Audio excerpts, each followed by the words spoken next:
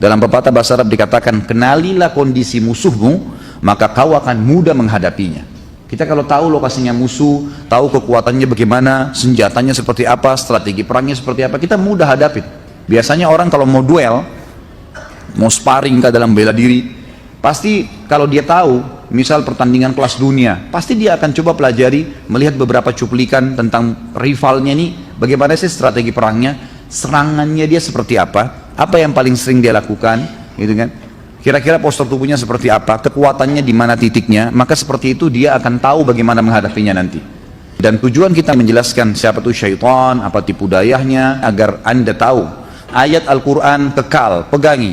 A'udzubillahi minasyaitonirrajim, inna kaida syaitani kana dha'ifa. Tipu daya syaitan, dan syaitan sendiri adalah sangat lemah, kata Allah. Sangat lemah. Syaitan nggak bisa menjelma depan kita, cekik kita sampai mati. Nggak bisa itu terjadi, kecuali Anda yang membuka pintunya.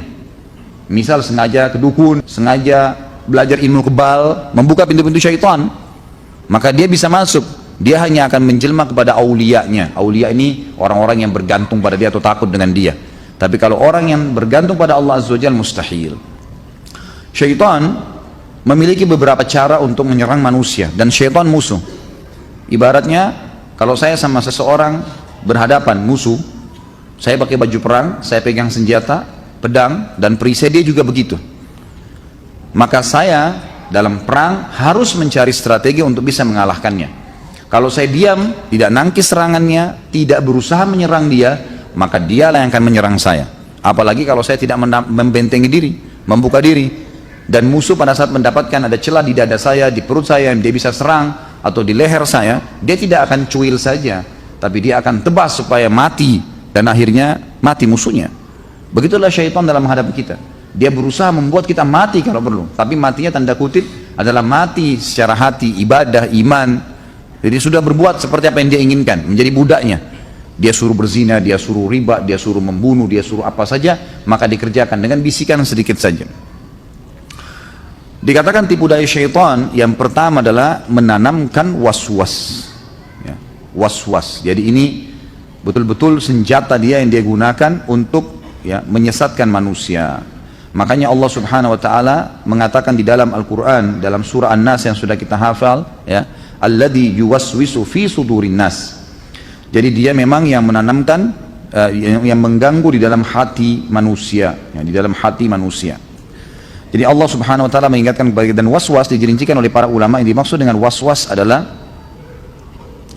seseorang selalu ragu dengan perbuatan baik yang dia kerjakan, sehingga dia ragu untuk meneruskannya. Dia ragu untuk meneruskannya, dan akhirnya dia malas mengerjakan, dan puncaknya meninggalkan ibadah tersebut dan membencinya. Jadi ini pintu yang jelas dimasuki oleh syaitan, ya. Hadis Nabi SAW yang diriwayatkan oleh Imam Tirmidzi, syaitan akan terus menggoda seseorang di antara kalian dengan was-was, keraguan-raguan, sampai puncaknya. Misalnya was-was untuk sholat subuh ke masjid, nanti hujan, nanti begini, was-was sedekah nanti jadi miskin, was-was menikah karena nanti tidak cocok, dan beragam macam was-was. Yang jelas kalau antum ragu untuk mengerjakan satu perbuatan kebaikan, berarti dari syaitan. Harus dilawan, tidak boleh tidak. Lawan, itu bisikan dia. Sama dengan kalau ada musuh kita tawan, lalu dia mengatakan, hati-hati, kalau kamu maju ke depan pasukan saya banyak, hati-hati nanti begini, hati-hati nanti begitu. Orang kalau kesurupan syaitan, lagi kemudian diruqyah, seringkali orang yang kesurupan itu mengatakan jin yang ngomong. Dia bilang, biar kau ruqyah saya, biar kau bacain ayat, di belakang saya banyak ada jutaan syaitan, jin. Itu cara dia, strategi dia. Tidak usah gencat. Seorang muslim tidak perlu pengecut. Mau jutaan, mau seluruh miliaran syaitan yang menghadapi kita, kita sendiri bisa menang, ya, Allah SWT akan bersama dengan orang-orang yang beriman. Innallaha ma'alladzina taqwa walladzina hum muhsinun. Allah akan bersama dengan orang-orang yang bertakwa, patuh padanya, dan orang-orang yang berbuat kebaikan. Yang kedua, menebar ketakutan di tengah manusia. Syaitan senantiasa menakut-nakuti agar tidak mentaati Allah Subhanahu wa taala. Saat Anda hendak mengeluarkan harta di jalan Allah, maka ia menakut-nakuti dengan kefakiran dan mengancam Anda dengannya. Seperti Allah mengingatkan dalam Al-Baqarah, membongkar kedok mereka, ayat 268. A'udzubillahi minasyaitonirrajim. Asyaitanu ya'idukumul faqra wa ya'murukum bil fahsya. Syaitan menjanjikan dan menakut-nakuti kalian dengan kemiskinan dan menyuruh kalian berbuat kejahatan atau kikir. Ketika anda hendak berjihad di jalan Allah, maka ia menakut-nakuti anda dengan kematian, senjata yang panas dan perlawanan yang keras.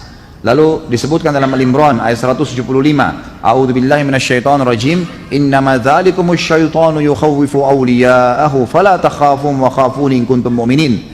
Di kancah peperangan jihad, tetap syaitan mengganggu, kata Allah, sesungguhnya mereka itu tidak lain hanyalah syaitan yang menakut-nakuti kalian dengan kawan-kawannya, orang-orang kafir, seakan-akan syaitan membesar-besarkan mereka, gitu kan? Karena itu janganlah kalian takut kepada mereka, tapi takutlah kepadaku jika kalian benar-benar orang yang beriman. Ketika anda hendak menyuruh yang ma'ruf dan mencegah dari yang mungkar, maka dia berdiri menakut-nakuti dengan akibat yang buruk. Misal, orang itu akan marah, nanti kamu akan dilecehkan, dan beragam macam peringatan. Maka lawanlah dan tetapkanlah kebenaran itu. Atau dengan mengatakan kepada anda, perhatikan diri anda sendiri, dan biarkan orang lain, karena mereka tidak akan memenuhi seruan anda, dan seterusnya. Betapa banyak manusia yang dijatuhkan oleh syaitan dalam perangkap ini. Jika anda mendapati suatu ketakutan dan tidak berani melakukan satu kebajikan, maka ketahui ya di balik kekhawatiran itu adalah syaitan, maka lawanlah. Ini poin yang kedua, menebarkan ketakutan. Termasuk juga masuk dalam ketakutan ini adalah menakut-nakuti manusia dengan mengatakan adanya ruh gentayangan, adanya syaitan-syaitan yang akan ada di bawah jembatan, di jalanan, ya, di kegelapan, atau di sebuah tempat yang jarang didatangi oleh manusia. Maka ketahuilah seluruh muka bumi ini milik Allah dan dijaga oleh para malaikat-malaikatnya, karena malaikat ada yang mengurus gunung-gunung, ada yang menjaga lautan, ada yang mengurus segala sesuatu termasuk turunnya hujan, pergantian siang malam, dan seterusnya. Maka mereka lah yang memenuhi hutan-hutan, mereka lah yang telah memenuhi langit, mereka lah yang telah mengurus seluruh makhluk-makhluk ini, termasuk para jin sendiri juga diawasi oleh para malaikat. Maka sadarilah poin tersebut, anda tidak akan takut kecuali kepada Allah subhanahu wa ta'ala. Yang ketiga, mengadakan permusuhan di antara kaum muslimin. Di antaranya Allah berfirman surah Al-Maidah 91. A'udzubillahi minasyaitonir rajim. Innama yuridu syaitanu an yuqi'a bainakumul adawata wal baghdha. Al-ayah. Sesungguhnya syaitan itu berkehendak ingin menimbulkan permusuhan dan kebencian di antara kalian. Kata ulama tafsir, antara suami istri, antara anak dengan orang tua, orang tua dengan anak, antara teman dengan teman, antara tetangga dengan tetangga. Semuanya dimunculkan permusuhan oleh syaitan. Apapun yang bisa memunculkan permusuhan, maka akan ditunggangi oleh syaitan, sekecil apapun sampai sebesar apapun. Dan setiap permusuhan sudah tertanam di hati manusia, maka syaitan akan terus memanas-manasinya sehingga dia terus berusaha untuk mengingatnya, dan ujung-ujungnya ada membalas dendam dan terjadilah pertumpahan darah.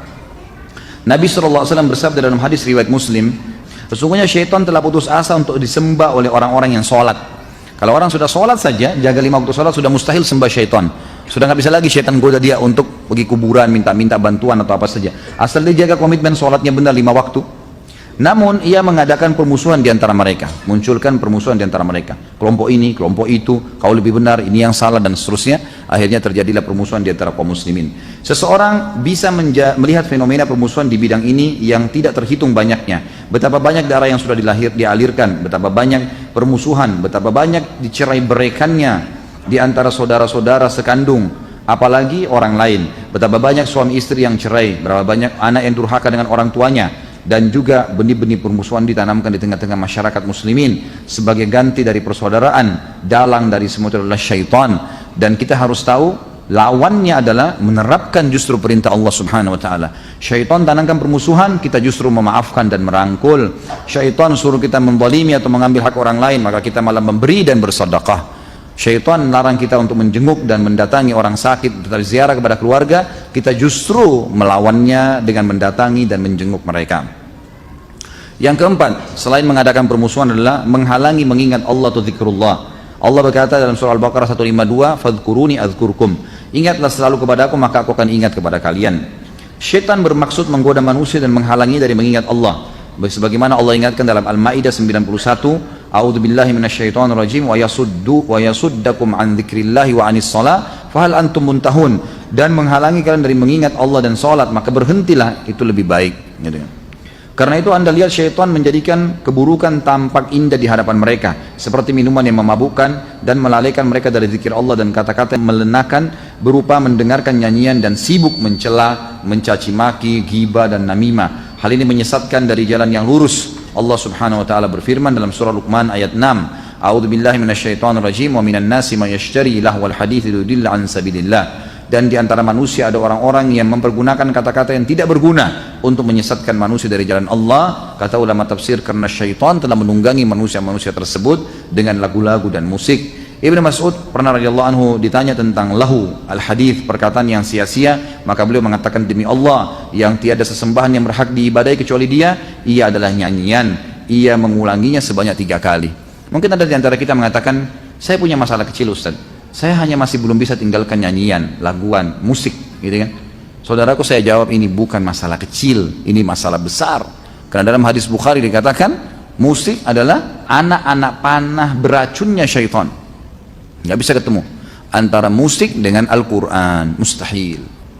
Kata beliau, karena itu hati-hatilah saudaraku sesama muslim, jangan sampai syaitan melalaikan anda dengan perkataan yang sia-sia dari mengingat Allah. Ketahuilah perbedaan antara orang yang mengingat Allah dengan orang yang tidak mengingatnya adalah seperti perbedaan antara orang hidup dan orang mati. Sebagaimana Allah mengatakan dalam surah Al-Kahfi ayat 24, wadhkur rabbaka idza nasid, dan ingatlah selalu Tuhanmu pada saat kamu lupa. Kata ulama tafsir, agar syaitan tidak ada celah untuk datang kepadamu. Ini adalah sebagian bentuk serangan syaitan kepada anda wahai manusia, gitu ya. Maka hati-hatilah.